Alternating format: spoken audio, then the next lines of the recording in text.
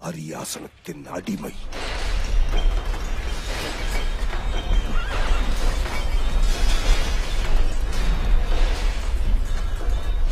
Kattappa,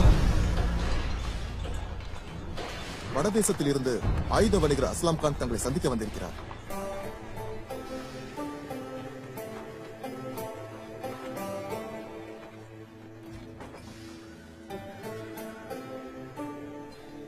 Baghdad சுரங்கத்தில் எடுத்த எக்கை துருக்கியில் சுத்திகரித்து பார்சிய தேசத்து அறிஞர்களால் உருவாக்கப்பட்ட இருமுனை தல்வார். இந்த வாளை ஒரு சிறுவன் எடுத்து வீசினாலும் பனை மரமே அறுபடம்.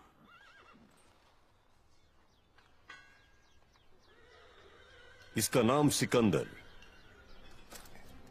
शान शमशीर.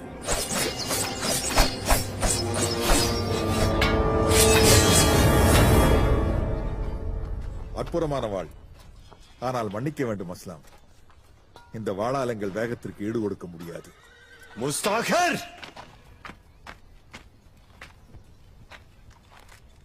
ரத்தமும் வார்த்தியம் சிந்தினால் அள்ள முடியாது கட்டப்பா.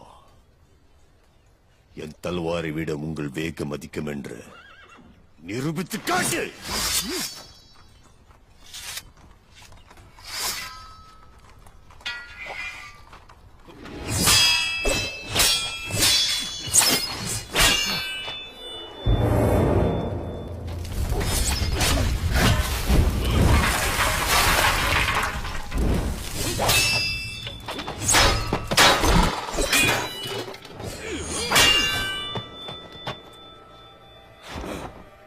இப்போது புரிந்ததா கட்டப்பா?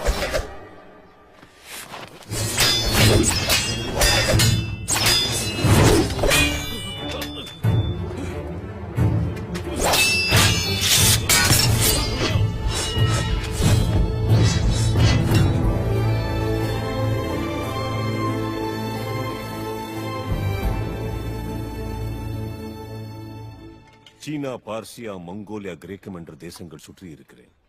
ஆனால் உன் போல ஒரு வீரனை நான் எங்கேயும் பார்த்ததில்லை. உன் கூட உட்கார்ந்து சாப்பிடுவது இந்த அஸ்லாமுக்கு பெருமை. வாக்கிட்டப்பா. மன்னிக்க வேண்டும் அஸ்லாம்ஜி, அடிமைகள் அரச குடும்பத்தினரோடு சரிசமமாக அமரக்கூடாது. இந்த ஆயுத கிடங்கின் தலைவன் நீ அடிமையா? ஆமா அஸ்லாம்ஜி, யுத்தத்திற்கு முன் ஆயுதங்கள் தயார் செய்ய வேண்டும்.